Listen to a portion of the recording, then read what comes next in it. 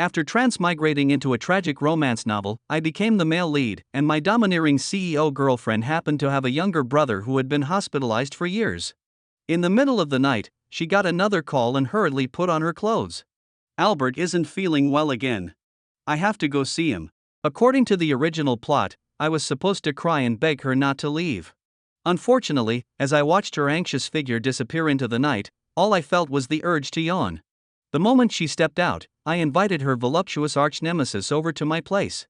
The next day, I made sure to call her on video right when she was supposed to be at the hospital by his side. Watching her expression turn stormy, I drawled lazily, "What's wrong?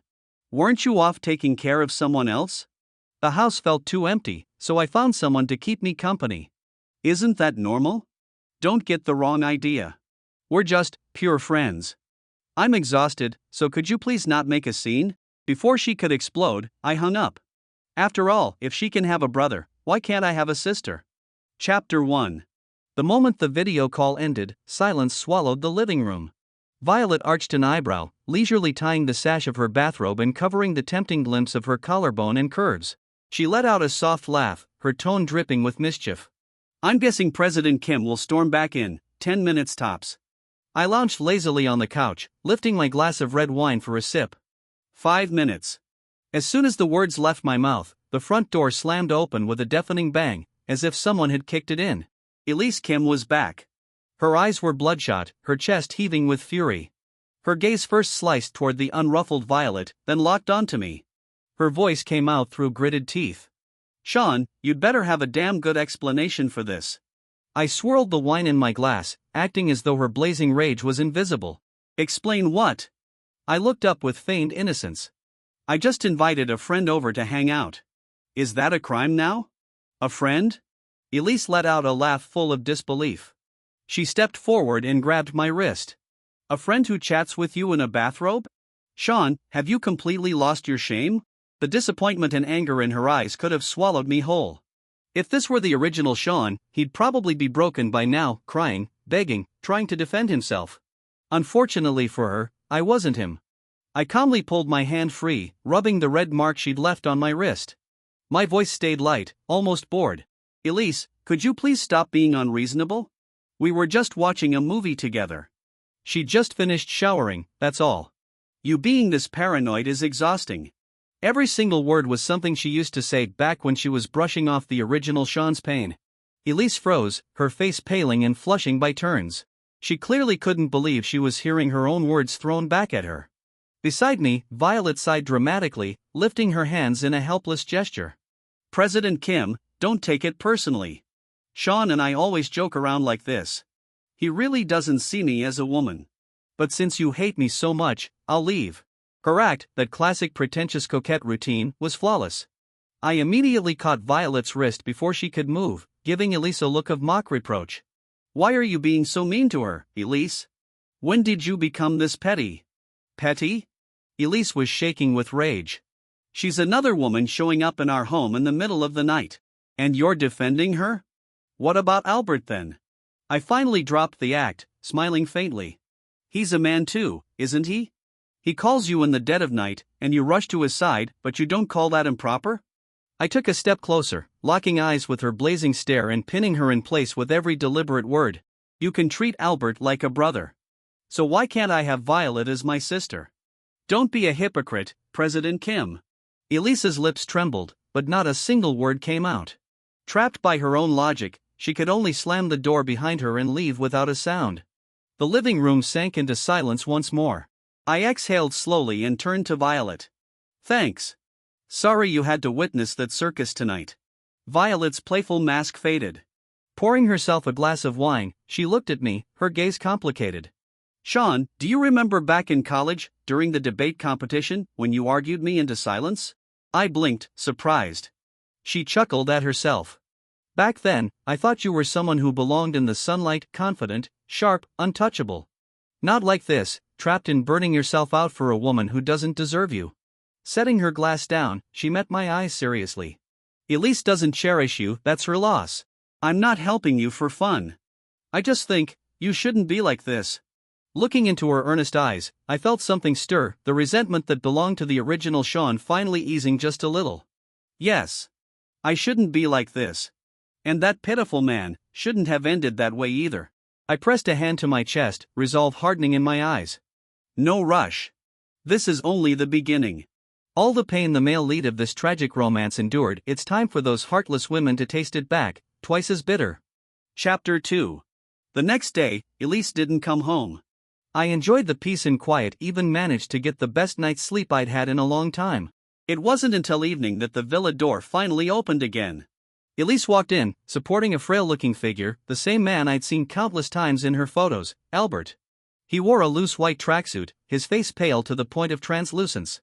The oversized clothes only made his thin frame look even more fragile, giving him a sickly delicate air that seemed ready to shatter at a touch. Elise deliberately avoided my gaze, setting Albert's suitcase down with a thud before announcing firmly. The doctor said Albert's body is still weak and needs rest. From now on, he'll be living here so I can take care of him more easily. She paused, then added coolly, you can just make an extra portion when you cook. It's not much trouble. Albert smiled faintly, a soft, practiced smile.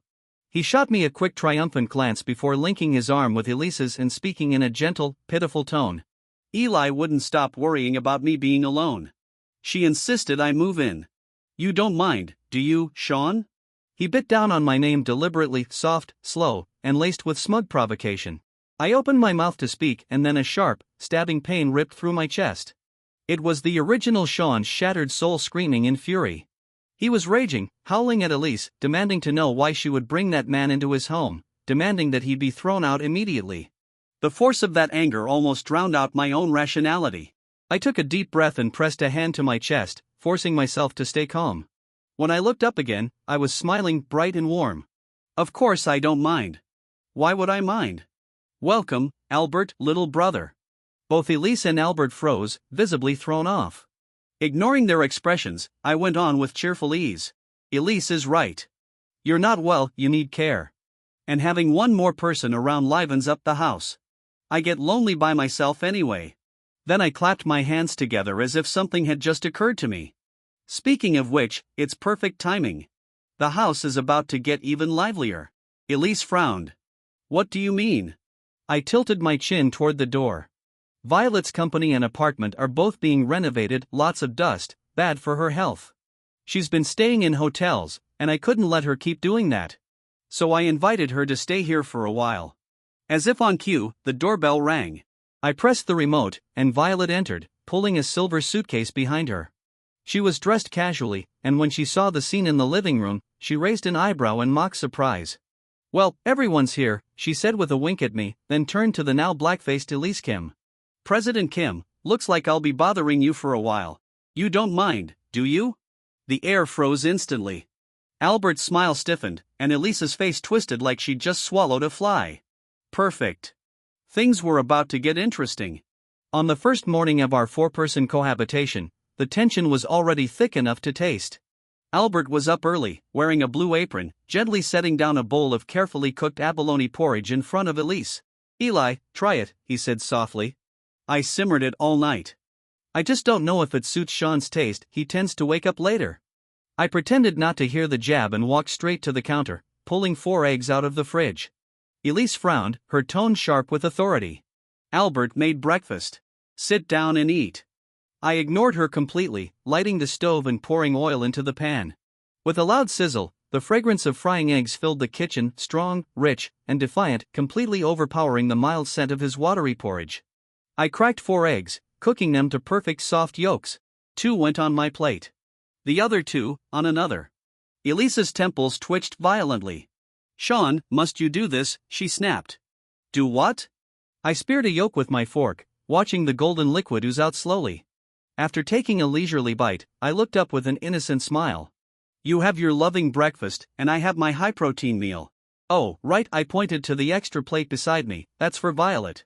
She's helping me with heavyweight training later. Needs the energy. Chapter 3. Carrying the 2 plates, I ignored their expressions and walked straight into the villa's private gym. Violet was already there, having just finished a warm-up set. Her fitted sports bra traced every perfect curve of her body, a light sheen of sweat glistening on her skin, exuding that intoxicating mix of vitality and allure. Your energy supply. I handed her the plate. She took it without hesitation and began eating, utterly at ease. An hour later, Elise appeared at the doorway, her expression dark as a storm cloud. She had probably come to pick a fight, but the moment she saw what was happening, she froze. I was in the middle of my final set of weighted squats, muscles trembling with exhaustion. Violet stood right behind me, wearing her sports top and yoga pants, sweat sliding down the elegant line of her back. Her hands rested firmly at my waist, her palms hot even through the thin sweat-soaked fabric of my shirt. "I can't lift anymore," I panted. "Don't give up," Violet's voice came soft and teasing, brushing against my ear. "Feel your glutes engage, yes, just like that. I've got you, don't be afraid." Her body pressed flush against my back, moving in sync with mine close enough to feel every breath.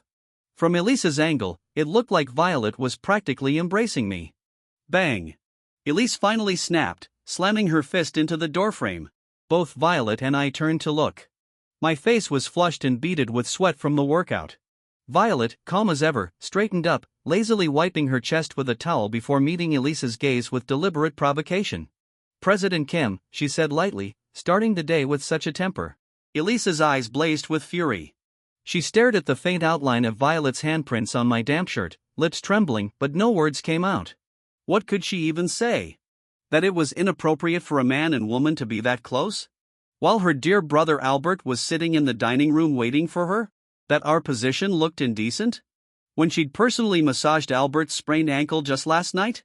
Watching her face twist between rage and restraint, torn between wanting to explode and knowing she had no right to, I felt a strange sense of satisfaction. For the first time, the bitterness in my chest loosened just a little. Still catching my breath, I turned to Violet and flashed a deliberately sweet smile. "Thanks, Violet.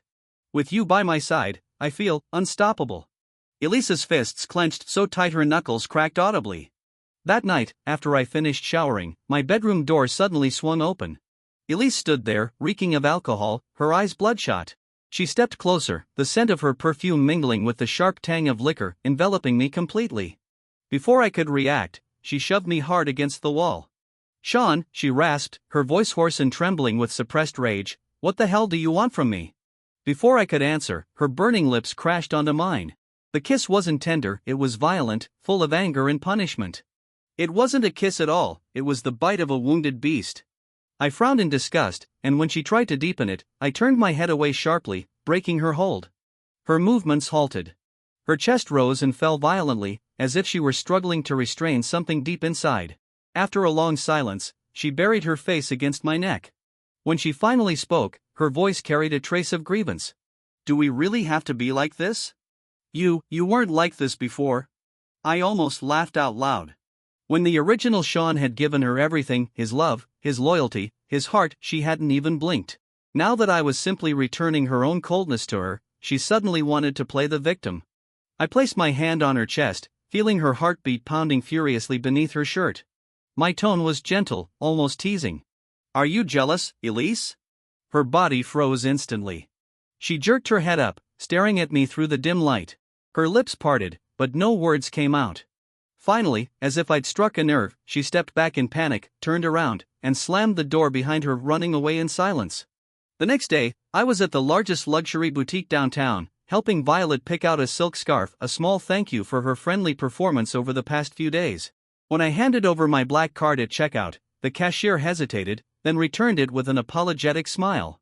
"I'm sorry, sir, your card has been frozen." Before I could respond, my phone buzzed. It was a text from Elise, condescending, cold, and full of self-righteousness. "When you figure out how to be a proper husband, then you can come find me. Until then, all your cards are suspended." So that was her move. She thought she could control me with money. She thought I'd panic like the original Sean, desperate and helpless, begging to be taken back.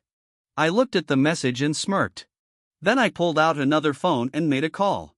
"Attorney Logan, this is Sean. I'd like to activate the trust fund my mother left me, starting today." By 3 in the afternoon, I was standing on stage at a major investment press conference. Wearing a sharp black suit, I stood beside Violet, now not just my accomplice, but my official business partner. The cameras flashed so intensely they nearly blinded me. I faced the reporters and smiled brightly. I knew Elise would see this broadcast, she had to. The press conference ended in thunderous applause. As I stepped off the stage, Violet handed me a glass of champagne. "Congratulations, Sean," she said with a smile that carried both pride and warmth. "That was one hell of a comeback." I lifted my glass to hers. "Thanks." Just as our glasses were about to clink, the phone in my bag started vibrating wildly. I glanced at the screen. Over 20 missed calls, all from Elise. I ignored them, ready to turn the phone off entirely. But then it lit up again, this time, showing the number from the Kim family estate. I hesitated, then answered. There was silence on the other end for a few seconds, followed by a deep, commanding voice, old, but sharp as ever. "Sean," came the stern rebuke, "have you caused enough trouble yet?" Chapter 4. On the other end of the line, Chairman Kim's voice carried an imperious authority that brooked no argument, as if I were still the soft, pliable pushover their family could toy with at will. "I'm making a scene?" I let out a cold laugh. "Chairman Kim, have you gone senile? Your daughter brought her side guy home, cut off my credit cards, and now, somehow, you're saying I'm the one causing trouble?" There was a pause. He clearly hadn't expected me to snap back with such sharpness. "You? What about me?" I cut him off. "Why don't you get your useless daughter in line first? As for me, from today on, I'll do whatever the hell I want." Before his thunderous fury could reach me through the receiver, I hung up. For the next few days, the villa was eerily calm. Elise Kim, for once, didn't run off to see Albert. Instead, she tried awkwardly to repair things between us. She knew the annual Starlight Charity Gala was coming up. It was the biggest showcase in the business world, and the Kim family couldn't afford to lose face there. That night, I put on the black tuxedo I'd prepared long ago, sharp, elegant, impeccable. Elise stood behind me, fastening my bow tie. In the mirror, her gaze was complicated. "After tonight, let's talk properly," she said softly, hugging me from behind, almost pleading. "We'll send Violet and Albert away, and we..." Her words were cut short. Her phone started ringing right on cue. It was the hospital. Elise's face drained of color. On the line, a nurse's urgent voice burst through. "Mrs. Kim, Mr. Albert just fell down the stairs. His condition looks bad, please come immediately." I watched her reflection in the mirror, panic etched across her features, and felt nothing but cold amusement. Such a clumsy act. She hung up, eyes flickering with guilt and hesitation. "Sean, Albert. I have to go." "You. Go ahead," I said calmly, adjusting my cufflinks. "I wasn't planning to go with you anyway." Elise froze for a second, then fury flared in her eyes. Her voice turned icy. "Sean, I'm warning you, stay home tonight. Don't you dare embarrass me." Without waiting for my reply, she grabbed her keys and stormed out.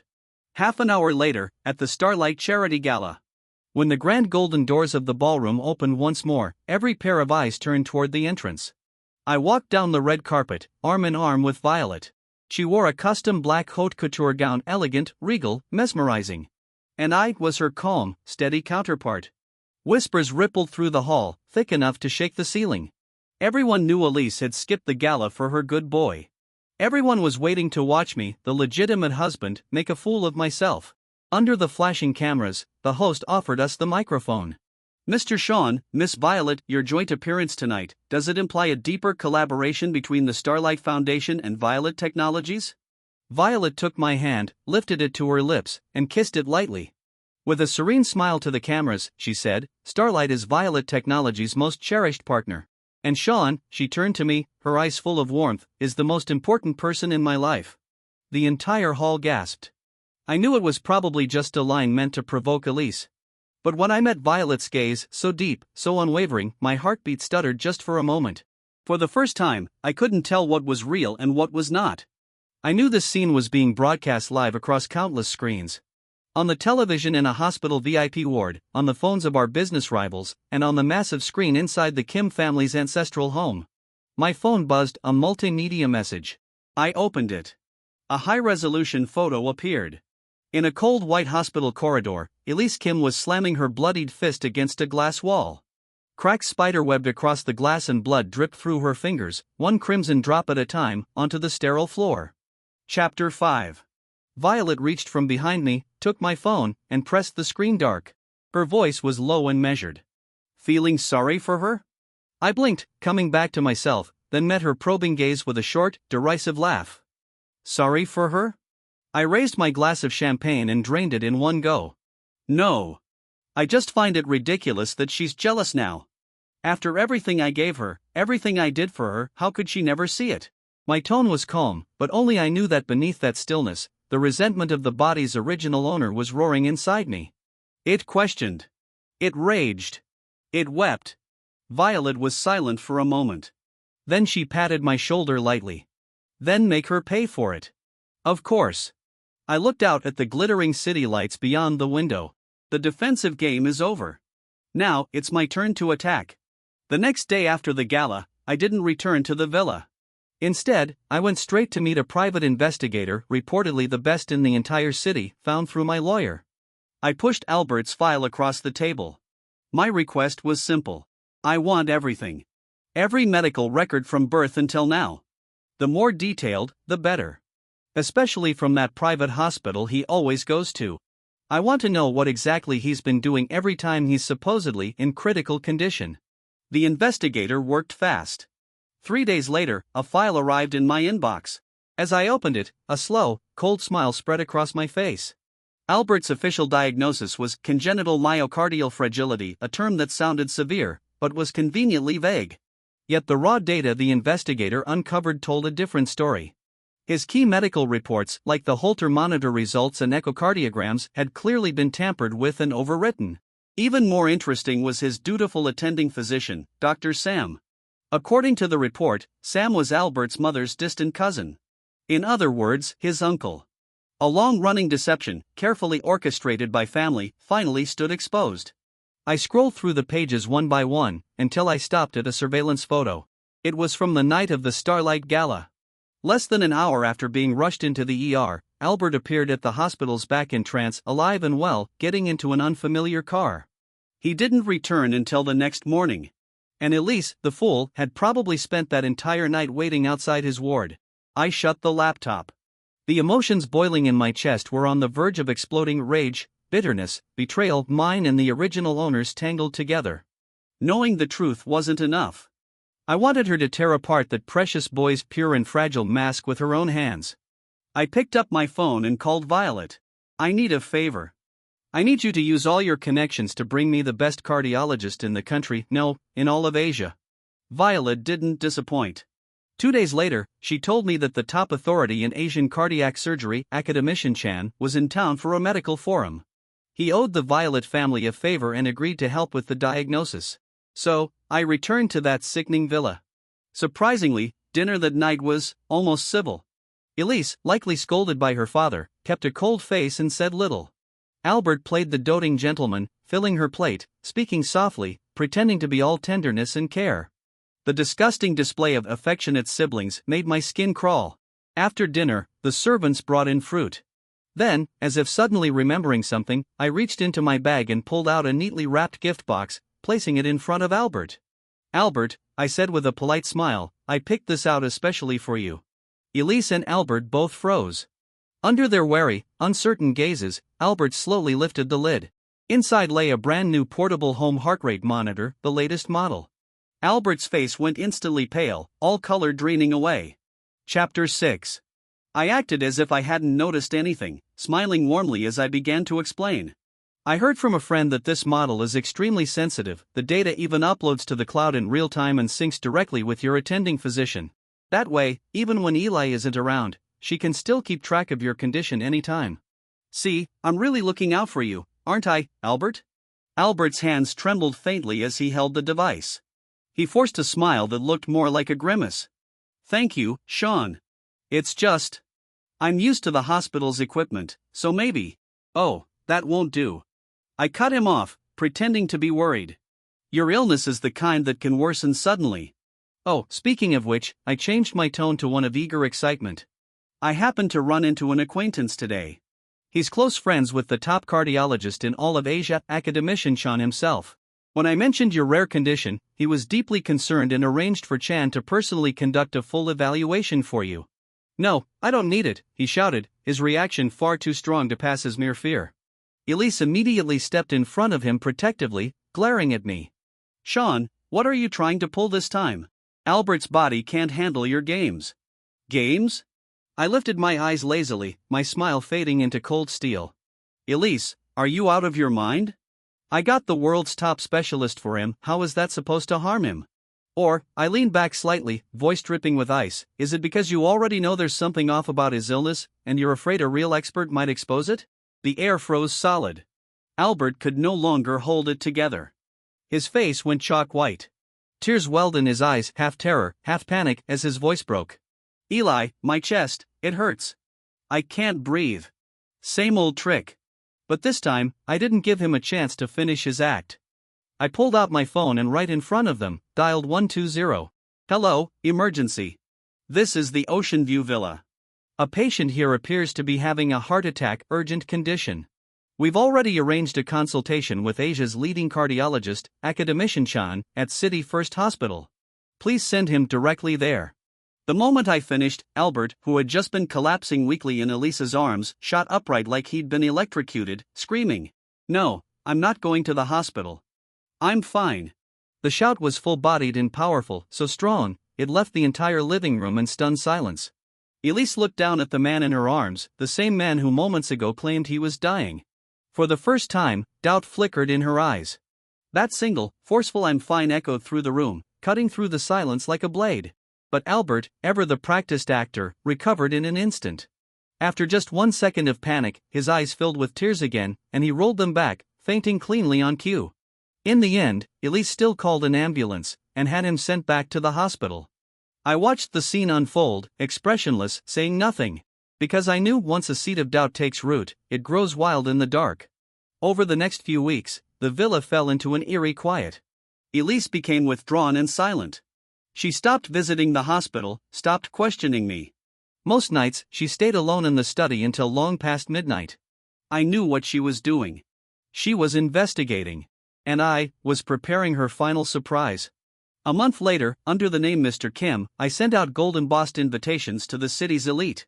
A celebration of Mr. Albert's miraculous recovery and triumph over illness hosted in the Kim Estate Gardens. When Albert received his invitation, he was overjoyed. He believed this meant Elise had finally forgiven him, that this was her way of acknowledging him, of lifting him up to the stage he'd always dreamed of. Chapter 7. Albert agreed with pleasure, sending invitations to every friend he wanted to impress. That night, the Kim family garden blazed with lights and laughter. The place was packed with guests, champagne glasses clinking, polite smiles exchanged, every corner shimmering with the illusion of perfection. Albert, dressed in a navy blue suit, floated through the crowd, soaking in every look of admiration and envy like a man reborn. Elise, as the hostess, went on stage to give a brief speech. Her face looked pale under the lights, but her poise remained impeccable, only her eyes betrayed her, dark and bottomless like stagnant water. When the applause rose, I stepped forward slowly and took the microphone from her hand. "Thank you, everyone," I said with a warm smile, scanning the crowd. "As Eli's husband, I'm happier than anyone to see Albert's recovery. To celebrate this hard-won health, I've prepared a special surprise, something that captures his brave fight against illness. Let's enjoy it together." Albert's eyes gleamed with pride and anticipation. I snapped my fingers. The massive LED screen behind me flickered to life. But instead of a touching recovery montage, the footage showed a cozy cafe. In the video, Albert sat across from his attending physician, Dr. Sam, leisurely sipping coffee. Albert chuckled and said casually, "Uncle, next time don't use that same old excuse. Eli's getting tired of hearing about angina attacks. How about we go with sudden respiratory failure? Sounds scarier, doesn't it?" Sam laughed, shaking his head. "You really are something else. But don't worry, Eli's soft-hearted. As long as I say your condition is critical, she'll drop everything to run to you." "Of course," Albert replied smugly, brushing his hair back.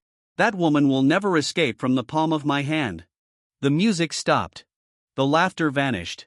A suffocating silence swept across the garden. Every guest turned toward Albert, who now stood frozen, color drained from his face, trembling on his feet. No, it's not true," he shouted hoarsely, shaking his head in desperation. "It's fake. It's a setup. Eli, you have to believe me." But this time, no one stepped forward to catch him. Elise stood beside me, motionless. She didn't even look at him. Her face was ghostly white, drained of all life, as if something inside her had shattered completely. The celebration had become a public humiliation. Albert broke down under the weight of the guests' scornful stares, screaming, cursing, flailing until his parents finally dragged him away like a heap of discarded trash. One by one, the guests made their quiet exits, leaving the grand garden in ruins, broken glass, overturned chairs, the echo of what once passed for elegance. Only Elise and I remained among the wreckage. She turned toward me, eyes red and raw, staring as if trying to burn a hole through my soul. "Why?" Her voice was cracked, barely human. "Why did you have to do it this way?" "This way?" I almost laughed at the absurdity. "Then tell me, what other way was there? Should I have begged you to believe me again, just to get slapped awake? Or knelt before you, pleading for you to see the truth only to be called an abusive husband?" She fell silent, lips trembling, her face ashen. After a long moment, she closed her eyes in pain. When she opened them again, there was something pitifully soft, almost pleading, in her gaze. "Sean. I was wrong. I was blind. I was cruel. Please, let's just forget everything. Let's start over, okay?" "Start over?" I looked at her as if she were a stranger. "Elise," I said softly, almost tenderly, "you must be wondering why I've changed so much, right?" She blinked, confused, clearly not understanding where this was going. I stepped closer. In her widening eyes, I gave her the final truth. "It's simple," I whispered. "Because I'm not him. I'm not the man who loved you, who built a future for you, who swallowed every insult just to stay by your side." Chapter 8. I paused, then spoke each word slowly, clearly, like a verdict passed down from hell itself. "He's already dead." Elisa's pupils contracted sharply. She stumbled back a step, as if struck by lightning, her lips trembling. You're lying." "Lying?" My smile turned cold, yet almost pitying. "Have you forgotten? 3 months ago, he begged you not to abandon the acquisition because of Albert's lies. And in front of everyone, you slapped him. He lost all hope and jumped from the hospital rooftop. He's dead, Elise. He died that very day. As for me, I'm nothing more than a stranger who took over his body. I came here for one reason only, to make you taste what he felt. To let you experience what it means to lose everything. Your love, your power, your world." Elisa's face drained from white to the color of ashes. She stared at me, unable to speak a single word.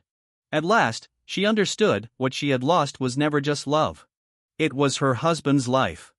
I reached into my briefcase, and took out a folded document, laying it gently on the table before her. "Sign it. You and he have long been separated, by life and death." Then, I slowly slipped the wedding ring from my finger and tossed it away. It landed in the champagne bucket beside her with a sharp clang, sinking to the bottom. "Goodbye, Elise." I turned without hesitation. No, better yet, never again. As I walked toward the exit of the garden, her broken sobs echoed behind me. At the gate, a black Bentley waited quietly under the dim lights. The door opened, Violet leaned casually against the car, extending her hand toward me.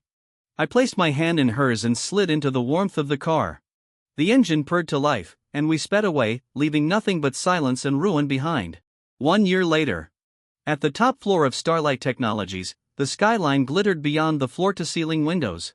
Violet approached with a cup of coffee, wrapped her arms around me from behind, and rested her chin on my shoulder. "What are you thinking about?" I pointed to the open business magazine on my desk. On the cover, me, sharp-suited and confident, under the headline "The New Emperor of Business, Sean and His Trillion-Dollar Empire." "I was just thinking," I said with a quiet laugh, "a year ago, I was worried about a frozen credit card." Violet chuckled softly. Then she picked up the tablet on my desk, swiped across the screen, and handed it to me. "Look at this. It might make you feel even better." On the screen was a news article. The headline read, "Former socialite CEO Elise suspected of mental breakdown, seen wandering outside a psychiatric recovery center at midnight." In the photo, a thin, disheveled woman with lifeless eyes stared blankly at a street lamp. There was nothing left of the proud, radiant woman she once was. The article went on to say that the Kim Group, after a series of disastrous decisions and scandals, had gone bankrupt and entered liquidation. As for Albert's family, they were ruined after the infamous party, shunned by high society, forced to sell off everything, and leave the city in disgrace. I glanced at the screen only once, then calmly switched it off.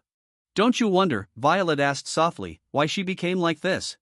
I turned toward the window, sunlight streaming across my face, and shook my head. "No. Because I already knew. What destroyed her wasn't bankruptcy.